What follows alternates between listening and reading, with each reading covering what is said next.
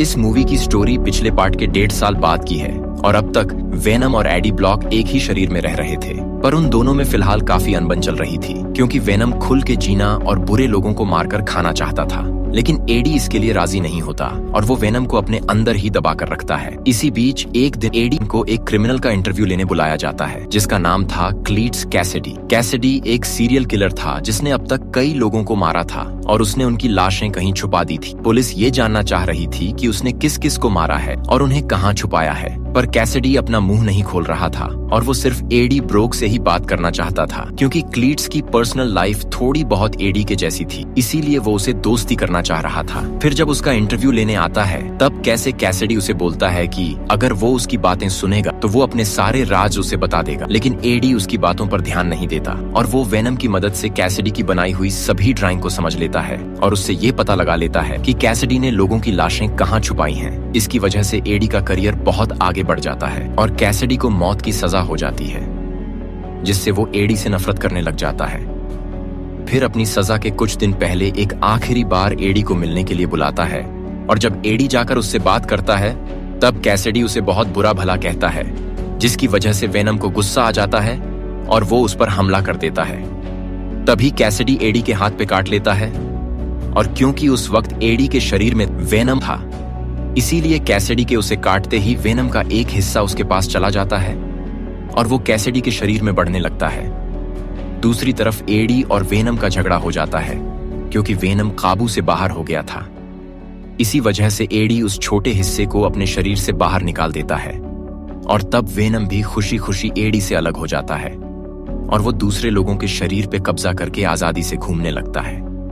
उधर कैसिडी की सजा का दिन आ जाता है और उसे मारने के लिए एक जहर का इंजेक्शन दिया जाता है, लेकिन उस इंजेक्शन के लगते ही कैसिडी के अंदर का वो हिस्सा जाग जाता है और वो बाहर निकलकर उसके पूरे शरीर को घेर लेता है, जिससे कैसिडी एक भयानक मॉन्स्टर बन जाता है जो कि वेनम से भी ज्यादा ताकतवर था क्योंकि बॉन्डिंग एडी और वेनम से भी जरा अच्छी थी, इसीलिए वो बहुत खतरनाक बन गया था। फिर वो मॉन्स्टर उस जेल में बहुत तबाही मचाता है और वो सभी गाइड्स को मार के और कैदियों को आजाद करके वहां से भाग जाता है। कैसिडी उस अंश का नाम रखता है कार्नेज और कार्नेज वेनम और एडी को मारना चाहता था क्योंकि सिर्फ वो दोनों ही उनके लिए खतरा थे, जिन्हें मारने के बाद कार्नेज अकेला इस दुनिया पे राज कर सकता था। लेकिन कैसिडी वेनम को मारने से पहले अपनी गर्लफ्रेंड से मिलना चाहता था। बहुत साल पहले कैसिडी जब छोटा था तब उसकी खराब मानसिक स्थिति की वजह से उसे एक खास स्कूल में रखा गया था जहां उसकी मुलाकात फ्रांसिस बेरिसन नाम की एक लड़की से हुई थी जिसके पास तेज आवाज निकालने की शक्ति थी। फ्रांसिस भी कैसिडी जैसी पागल और खतरनाक थी, इसीलिए उन दोनों को एक दूसरे से प्यार हो गया था, पर बाद में फ्रांसिस को उस स्कूल से निकाल कर एक सीक्रेट मेंटल हॉस्पिटल में डाल दिया गया। तब से कैसिडी और फ्रांसिस बिछड़ गए थे, लेकिन उनका आपस में प्यार कम नहीं हुआ था और वो दोनों कई साल से एक दूसरे से मिलने की कोशिश कर रहे थे। इसीलिए अब कैसिडी कार्नेज की मदद से फ्रांसिस को ढूंढना शुरू कर देता है। दूसरी तरफ एडी को यह पता चल जाता है कि कैसिडी जेल से भाग गया है और वो एक मॉन्स्टर बन गया है, तो इससे वो ये समझ जाता है कि कैसिडी को उसी की वजह से एक अंश मिला है और उसकी वजह से मौत की सजा हुई थी। इसीलिए उसे ये डर सता रहा था कि वह उससे बदला लेने आएगा और अब एडी के पास अपने बचाव के लिए वेनम भी नहीं था, इसीलिए वो वेनम की तलाश शुरू कर देता है और वो ये भी समझने की कोशिश करता है कि कैसिडी की अगली चाल क्या हो।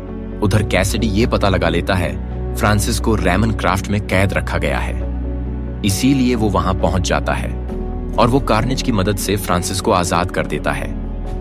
इसी दौरान जब फ्रांसिस अपनी शक्ति का इस्तेमाल करती है तो इससे कार्नेज को बहुत तकलीफ होती है क्योंकि तेज आवाज कार्नेज की कमजोरी थी। फिर कैसिडी और फ्रांसिस उस जगह को तबाह करके वहां से निकल जाते हैं। इसके बाद वो दोनों अपनी बचपन वाली स्कूल में जाते हैं और अपने पागलपन के चलते वो उस जगह को आग लगा देते हैं। दूसरी तरफ पैट्रिक मलिंगन नाम का एक पुलिस ऑफिसर जो कि फिलहाल का केस संभाल रहा था, वो एडी को गिरफ्तार कर लेता है क्योंकि ऑफिसर मलिंगन को लग रहा था कि एडी का कैसिडी से कोई कनेक्शन है और कैसिडी अभी पूरे शहर में तबाही मचा रहा था। इसीलिए उस तबाही को रोकने के लिए पुलिस वाले एडी को गिरफ्तार करके उसे पूछताछ करते हैं। तब एडी लॉयर को बुलाता है जो थी उसकी पुरानी गर्लफ्रेंड एन वेंग। असल में एडी को अभी वेनम की जरूरत थी, पर वो उसे ढूंढने नहीं जा सकता था।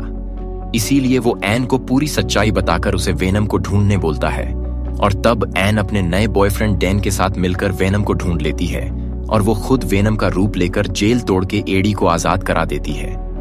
फिर वेनम एडी के पास आ जाता है और वो दोनों मिलकर फ्रांसिस की तलाश में लग जाते हैं। उधर क्लीट्स और फ्रांसिस अपनी शादी की तैयारी कर रहे थे और वो अपनी शादी में 3 लोगों की बलि चढ़ाने वाले थे, जिसमें से 2 लोग तो एडी और वेनम थे और तीसरा आदमी था पैट्रिक मलिंगन। कई साल पहले ऑफिसर मलिंगन के हाथों फ्रांसिस को गोली लग गई थी, जिसकी वजह से उसकी एक आंख फूट गई थी। तब से फ्रांसिस पैट्रिक मलिंगन की दुश्मन बन गई थी और अब वो उससे बदला लेने वाली थी। इसीलिए कैसेडी और फ्रांसिस एडी, वेनम और मलिगन को ढूंढना चालू कर देते हैं। इसी के चलते कार्नेज को ऑफिसर मलिगन मिल जाता है, जिसे वह उसे पकड़ लेता है। और जब फ्रांसिस एडी की तलाश में उसके घर जाती है तो वहां उसे एडी नहीं मिलता, लेकिन वहां पर उसे एन की फोटो दिख जाती है, जिसे देखने के बाद फ्रांसिस एन के पास जाती है और उसे किडनैप कर लेती है ताकि एन को बचाने के लिए एडी और वेनम सामने आ जाए। फिर डैन और एडी एन को बचाने उस चर्च में जाते हैं जहां क्लीट्स और फ्रांसिस की शादी हो रही थी। वहीं पर पैट्रिक मलिगन भी कैद था। फिर एक तरफ फ्रांसिस मलिगन को मारने लगती है और दूसरी तरफ वेनम और कार्नेज की लड़ाई शुरू हो जाती है, जिसमें कैसिडी और कार्नेज मिलकर एडी और वेनम पे बहुत भारी पड़ते हैं। इसी बीच जब फ्रांसिस अपनी शक्ति का इस्तेमाल करती हैं, तो उसकी आवाज से परेशान होकर कार्नेज फ्रांसिस का दुश्मन बन जाता है, जिसकी वजह से कैसिडी और कार्नेज की बॉन्डिंग कमजोर होने लगती है। लेकिन इसके बावजूद भी वो दोनों एडी और वेनम को हरा देते हैं और फिर कैसिडी एडी को तड़पाने के लिए एन को मारने के पीछे पड़ जाता है। तब फ्रांसिस कैसिडी को समझाने की कोशिश करती है कि अब वो ये तबाही रोक दे, लेकिन इससे कार्नेज को बहुत गुस्सा आ जाता है और वो फ्रांसिस को मारने लगता है, जिससे कैसिडी और कार्नेज का आपस में झगड़ा शुरू हो जाता है। इस मौके का फायदा उठाकर एडी और वेनम कार्नेज पे हमला कर देते हैं और एन को बचा लेते हैं। लेकिन कार्नेज अब तक हारा नहीं था, वो फिर से वेनम से लड़ने लगता है। तब एडी और वेनम फ्रांसिस को उकसाकर उसके मुंह से एक जोरदार चीख निकलवाते हैं, जिसकी वजह से वो पूरा चर्च तबाह हो जाता है और कैसिडी और कार्नेज अलग हो जाते हैं। और तब वेनम कैसिडी से अलग हुए कार्नेज को खा जाता है और उसे अपने शरीर में समा लेता है। फिर वो कैसिडी को भी मार डालता है।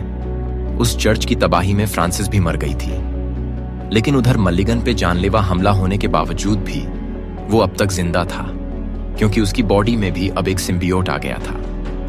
इस सब के बाद एडी शहर छोड़कर एक आइलैंड पर चला जाता है, क्योंकि उसने जेल से भागकर कानून तोड़ा था। इसीलिए पुलिस वाले उसे ढूंढ रहे थे।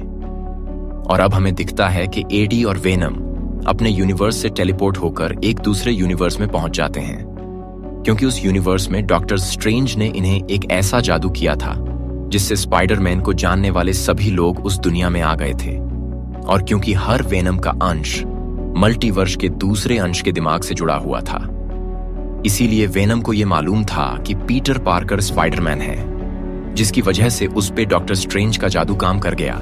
और क्योंकि एडी उस वक्त वेनम से जुड़ा हुआ था, इसीलिए वो भी वेनम के साथ उस यूनिवर्स में पहुंच गया। लेकिन क्योंकि स्पाइडरमैन न्यूयॉर्क में रहता था और एडी मैक्सिको में था, इसीलिए उनकी मुलाकात नहीं हो पाई। फिर जब डॉक्टर दोबारा अपना जादू करते हैं, तो उससे दूसरी यूनिवर्स के सभी लोग वापस अपनी दुनिया में चले जाते हैं। पर एडी के वापस जाने के बावजूद वेनम एक छोटा सा हिस्सा उसी यूनिवर्स में रह जाता है, जिसे एक व्यक्ति टच ही करने वाला होता है कि तभी एक आर्मी मैन उसे ग्लास ट्यूब में बंद कर देता है।